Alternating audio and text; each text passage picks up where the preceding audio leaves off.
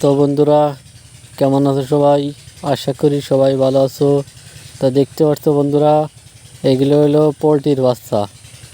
আমি 2 দিন হওয়ার পরে বাচ্চাগুলো কিনছি। দেখতে পাচ্ছ, আজকে 1 সপ্তাহ হয়ে গেল পোলট্রির বাচ্চার বয়স। দেখো, আমি বাইরে ছেড়ে দিছি, কি সুন্দর খেলা করে। দেখো এদের খেলার ভাবটা দেখো, মনে হয় যে এদের কি একটা হয়ে গেছে। দেখতে পাচ্ছ, এই পাশে দুইটা দেখতে পাচ্ছ, দুইটা 5টা কিনতি, ঠিক আছে। এদিকে এখানে 3টা আছে আর ওখানে 2টা।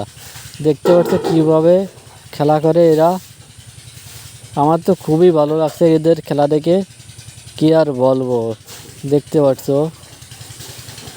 এইভাবে খুঁটিয়ে খুঁটিয়ে খাচ্ছে আর মাটি পা দিয়ে ছাড়াচ্ছে আর খুঁটিয়ে খুঁটিয়ে খাচ্ছে ঠোক দিয়ে।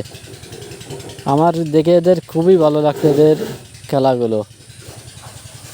এরকম এরকম খেলা আমি দেখিনি কখনো। ওই দেখো এটা করে কি, দেখতে পাচ্ছ। এই যে মনে আছে এদের কি একটা অনেক অনেক অসুস্থ এরা। দেখতে পাচ্ছ এরা মনে হচ্ছে অনেক অসুস্থ, কিন্তু না, এরা খেলা করতেছে। এরা এইভাবেই খেলা করে আর কি।